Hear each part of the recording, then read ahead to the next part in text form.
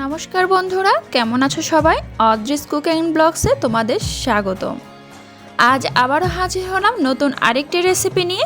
এই রেসিপিটি অন্য দিনের তুলনায় থেকে আজকের রেসিপিটি একদম আলাদা।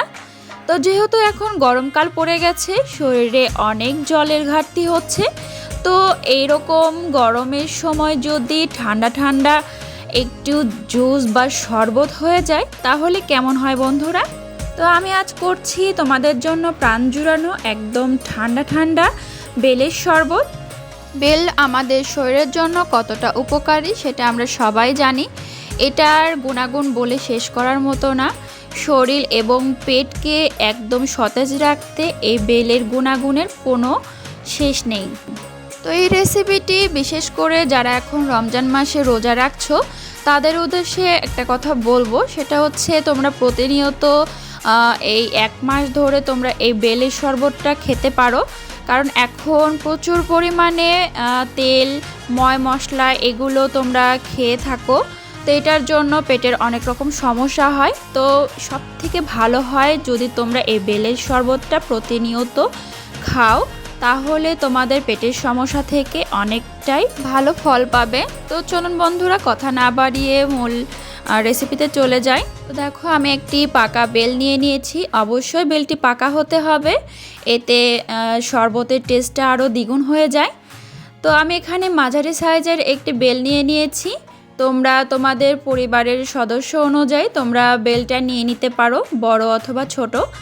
তো এখানে বেলের কোনো অংশই তোমরা বাদ দিও না, কারণ বেলের যতটা উপকারী এখানে বেলের কিছু ফেলে দেওয়ার মতো নেই।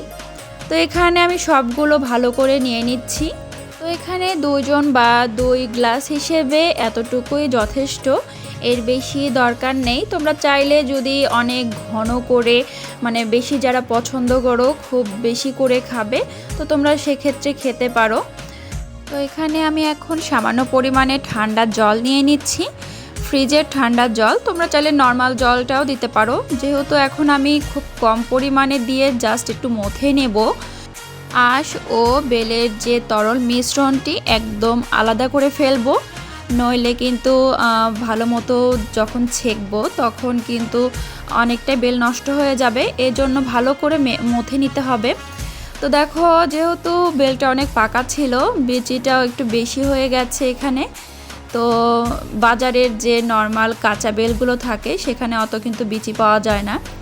তো এখানে এখন আমি বেলগুলো ভালো করে ছেঁকে নেব ছাঁকনিতে। তোমরা চাইলে সাদা কাপড়ে ভালো করে ধুয়ে পরিষ্কার করে নিয়ে সেখানেও ছাঁকতে পারো। সেক্ষেত্রে জলের পরিমাণটা একটু বেশি দিতে হবে, কারণ এটা আমি যেহেতু ঘন করেছি সেহেতু কাপড় থেকে সেটা বের হবে না। তো এবার আমি ভালো করে ছেঁকে নিচ্ছি বেলগুলো থেকে, যেন আঁশগুলো একদম আলাদা হয়ে যায়। অবশ্যই এটা সময় নিয়ে ছেঁকে নিতে হবে, যেন যে তরল মিশ্রণটি এবং বিচিগুলো আলাদা হয়ে যায় বা আঁশগুলো আলাদা হয়ে যায়। তো আমি এখানে ভালোভাবে ছেঁকে নিচ্ছি, আমার প্রায় ছেঁকা হয়ে গেছে। দেখো, অনেকটা নিচে তলানিতে ছিল, সেগুলো আমি এখানে নিয়ে নিচ্ছি।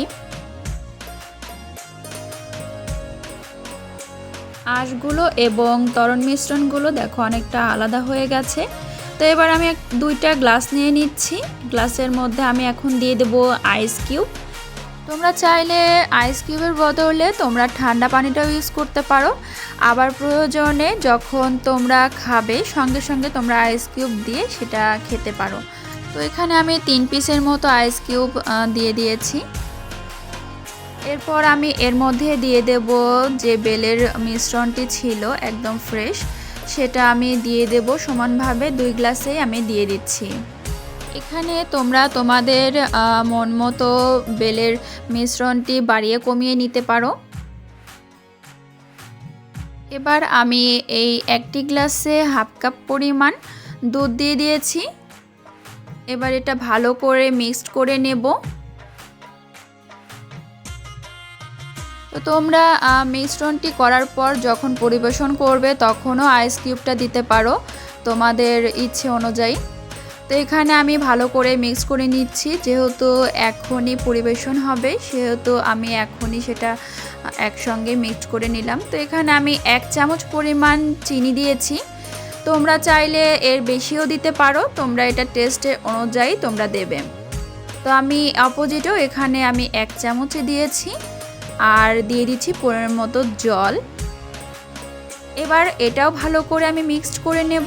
তো আমি আবারও বলছি, তোমাদের মিষ্টির যে টেস্টটা সেটা তোমরা তোমাদের মতো টেস্ট অনুযায়ী দেবে, যেহেতু বেলের শরবত অনেকটাই মিষ্টি থাকে।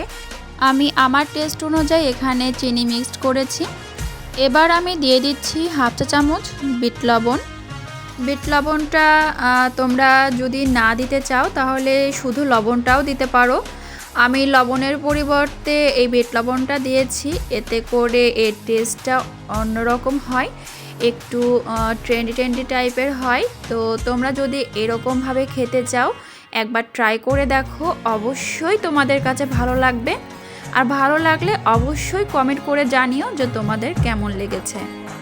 বেলের এই 2 রকম রেসিপি আসলেই গরমের সময় এতটাই প্রাণ জুড়িয়ে দেয়, বারবার খেতে ইচ্ছে করে। তো বন্ধুরা, আমার এই ভিডিওটি যদি আপনাদের ভালো লেগে থাকে অবশ্যই সাবস্ক্রাইব করে আমাদের পাশে থাকবেন।